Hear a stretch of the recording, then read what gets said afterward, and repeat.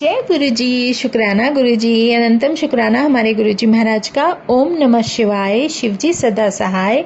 ओम नमः शिवाय। गुरु जी सदा सहाय। शुक्राना, अनंतम शुक्राना। संगत जी, शिव पुराण की जो रीडिंग चल रही है उसके अकॉर्डिंग हम 53rd चैप्टर कंप्लीट कर चुके हैं। अब 54th चैप्टर है, वो भी पंचम युद्ध खंड का, जिसमें कृष्ण भगवान का युद्ध वर्णन किया गया है। तो अगर शिव पुराण सही से समझनी है तो इसके सारे पार्ट्स 1 बाय 1 सारे सुनो। बहुत इंटरेस्टिंग है। एक बारी में नहीं समझ में आता, लेकिन दूसरी बारी में काफ़ी समझ आने लगती है।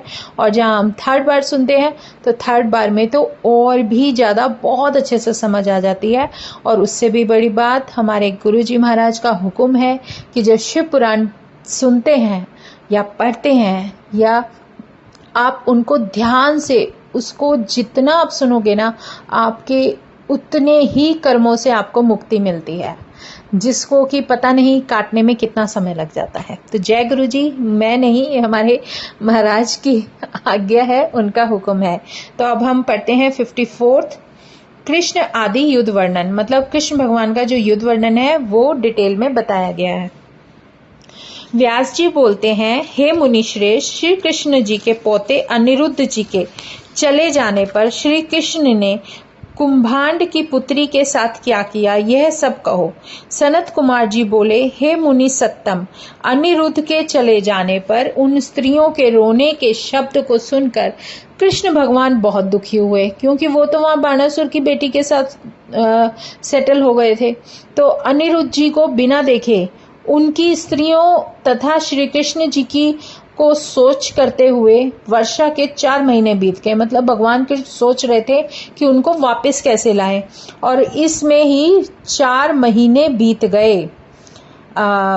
मतलब जो वर्षा ऋतु चल रही थी, तब नारद जी ने उनकी वार्ता तथा बंध जाने का समाचार को सुन नारद जी से उन्होंने पूरी डिटेल पूछी। जब उन्हें पता चला कि कैसे यादवगण तथा श्री कृष्ण जी बहुत दुखी हैं उसके अनिरुद्ध जी के बारे में, तब कृष्ण भगवान उस संपूर्ण वृत्तांत को सुनकर युद्ध करने की इच्छा से उसी समय गरुड़ जी को बुलाकर शोणितपुर को चल दिए। उस समय प्रद्युम्न जी युयुधान, साम्ब, सारण, नंद, उपनंद, भद्र आदि राम कृष्ण आदि के अनुवर्ती सब चल पड़े। मतलब उनका एक ग्रुप बन गया और वो सब फाइट करने के लिए चल दिए। हे ऋषियों, 12 अक्षोहिणी सेना के सहित चारों ओर से यादवों ने बाणासुर के नगर को घेर दिया। मतलब अब जितनी भी सेना थी, जितनी सेनाएं लेकर आ गए, तब उन्होंने बाणासुर का जो नगर था जहां वो रहता था, चारों तरफ से घेर लिया। नगर, वन, प्रकार, अटारी, गोपर आदि को ध्वंस होता देख क्रोध से व्याप्त हो उतनी ही सेना के सहित बाणासुर आ गया। बाणासुर की रक्षा करने के निमित्त भगवान सदाशिव अपने पुत्र तथा गणों के सहित नंदी और वृषभ पर चढ़कर युद्ध करने को आ गए। वहां बाणासुर के रक्षक रुद्र आदि से कृष्ण आदि का अति अद्भुत रोमहर्षण भयंकर युद्ध हुआ। कृष्ण और शिवजी का प्रद्युम्न और ग्रह का कुष्मांड और कुंभकर्ण का बलपूर्वक परस्पर द्वंद्व युद्ध होने लगा। साणपुत्र के साथ सांब का तथा बाण के साथ सात्विक, गरुड़ के साथ नंदी का, औरों के साथ औरों का युद्ध होने लगा। उस समय ब्रह्मा आदि देवता तथा मुनि, सिद्ध, चारण, गंधर्व, अप्सराएं अपने वाहन तथा विमानों से देखने आए। हे ब्राह्मणों, मैं श्रेष्ठ रेवती आदि प्रमथों के साथ बड़ा भयानक युद्ध होने लगा। भाई बलराम जी तथा बुद्धिमान प्रद्युम्न के सहित श्री कृष्ण जी के शिव के गणों से बड़ा भयंकर युद्ध हुआ। वहां अग्नि, यम, वरुण आदि देवताओं से विमुख त्रिपाद, ज्वर और गुह से युद्ध हुआ तथा और अनेक गणों से उन यादवों का अति विकट भयंकर रोमहर्षण युद्ध होने लगा। बहुत सी विभीषिकाओं से, कोटरियों से तथा निर्जलता से प्रबल स्त्रियों से पद पद में युद्ध होने लगे। तब श्री कृष्ण जी ने शिवजी के अनुचर भूत प्रमथ ग्रहों को अपने शांग धनुष से छोड़े हुए तीक्ष्णार्घ भाग वाले बाणों से पीड़ित किया। इसी प्रकार युद्ध के उत्साही प्रद्युम्न आदि वीर भी शत्रु के सेना को नाश करते हुए महाघोर युद्ध करने लगे। अपनी सेना को छिन्न भिन्न देख असह्य हो शिवजी ने क्रोध कर बड़ा गंभीर शब्द किया। वह सुनकर वे शिवजी के गण महाशब्द तथा युद्ध करने लगे तथा शिवजी के तेज से बढ़ाए हुए प्रत्येक योद्धा को चूर्ण करने लगे। तब उन्होंने शांग धनुष पर रख कर नाना प्रकार के अस्त्रों के शिवजी के ऊपर प्रहार किया। तब विस्मित न होकर महादेव जी ने प्रत्यक्ष रूप से अस्त्रों को शांत कर दिया और ब्रह्मास्त्र को ब्रह्मास्त्र से, वायुयास्त्र को पार्वतास्त्र से, आग्नेय अस्त्र को पर्जन्यास्त्र, वरुणास्त्र से और इस प्रकार नारायण के अस्त्रों को अपने अस्त्रों से शांत किया। प्रत्येक योद्धा से जीती हुई श्री कृष्ण जी की सेना नष्ट होने लगी। हे व्यास जी, यह सेना शिव के संपूर्ण तेज से युद्ध में न ठहर सकी। हे मुने, अपनी सेना के पलायन करने पर परम तपस्वी श्री कृष्ण जी ने वरुण देवता संबंधी अपने शीतलाख्य ज्वर वाले अस्त्र को छोड़ा।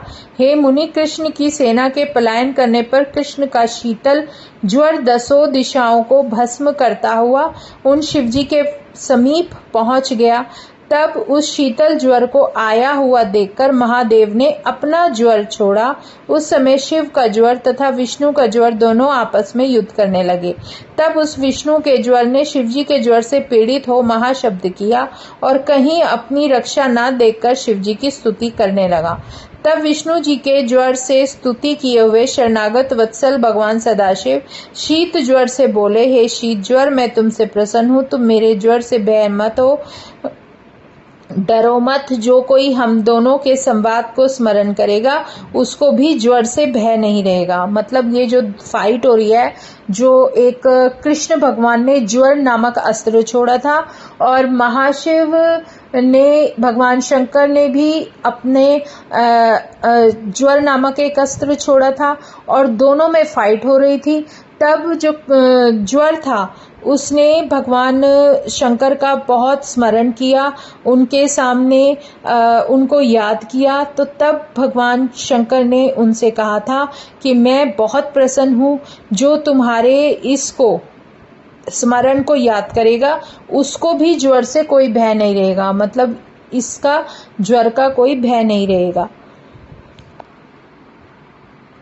सनत कुमार जी बोले, ऐसा कहने पर विष्णु का ज्वर, जो विष्णु भगवान ने दिया था, और शिव जी को नमस्कार करके चला गया। मतलब वो भगवान शंकर को नमस्कार करके वापस चला गया। इस चरित्र को देखकर श्री कृष्ण जी भयभीत हो विस्मय करने लगे। प्रद्युम्न के बाण समूह से पीड़ित हो क्रोध कर स्कंद ने अपनी शक्ति से प्रद्युम्न को आहत किया। तब स्वामी कार्तिकेय की शक्ति से ताड़न किए हुए बलवान प्रद्युम्न अपने शरीर से रुधिर बहाते हुए संग्राम छोड़ गए तथा कुंभांड और कूपकर्ण के अनेक अस्त्रों से ताड़न किए हुए बलभद्र जी भी युद्ध में स्थित नहीं रह सके और गरुड़ जी ने सहस्रों, कितने सहस्र, हजारों काया रख महासागर के जल को पान कर, मतलब महासागर जो थे उसके जल को पीकर, मेघों के समान जल छोड़कर, जैसे बादल बारिश करते हैं उसी तरह उन्होंने उस महासागर के जल को पीकर और बादलों की तरह जल छोड़कर सहस्रों का नाश किया। तब शिवजी के वाहन बलि नंदी ने उन गरुड़ जी के वेग को सींगों से विदीर्ण कर दिया। सींगों के आघात से आहत शरीर हो गरुड़ जी बड़े विस्मित हुए और भगवान को त्याग शीघ्र ही संग्राम से चल पड़े। ऐसा चरित्र होने पर भगवान शिव, श्री कृष्ण जी शिव के तेज से विस्मित हो शीघ्र ही अपने सारथी से बोले, हे सारथी, मेरे वचन को सुनो, मेरे रथ को शीघ्र ही हाको, मतलब यहाँ से चलो, जिससे मैं महादेव के समीप स्थित होकर कुछ वचन, कुछ बातें कह सकूं। सनत कुमार जी बोले, इस प्रकार भगवान के कहने पर वे अपने गुणों में मुख्य दारुक स्थित सारथी शीघ्र ही उस रथ को शिवजी के समीप लेकर जाने लगे, तब श्री कृष्ण जी ने वहां पहुंचकर हाथ जोड़कर बोला, भक्तवत्सल, प्रसन्न मन, शरणागत रक्षक, उन शिव जी से प्रार्थना की। श्री कृष्ण जी बोले, हे देवों के देव, हे महादेव, हे शरणागत वत्सल, आप अनंत शक्ति वाले सबके आत्मा रूप परमेश्वर हो। आपको मैं नमस्कार करता हूँ।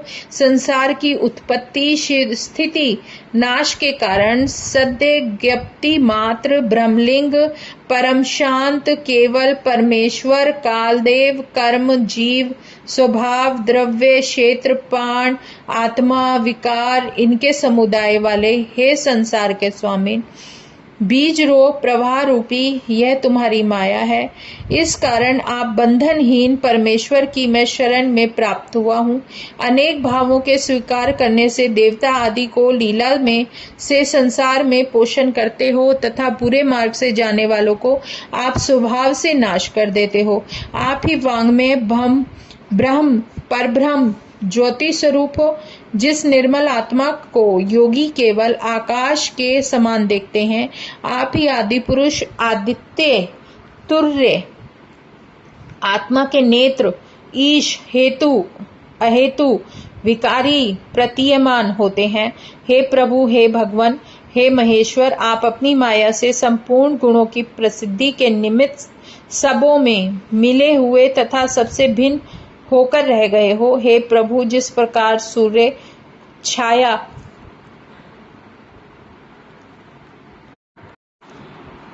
रूपों का तिरस्कार करके अपनी छाया से प्रकाश करता है, इस प्रकार परम नेत्र वाले आप सर्वत्र प्रकाश कर रहे हैं। हे सर्वव्यापक, हे श्रेष्ठ, हे भूमन, हे शंकर, आप गुणों के बिना ढके हुए भी अपने गुण से समस्त गुणों को दीपक के समान प्रकाशित करते हो।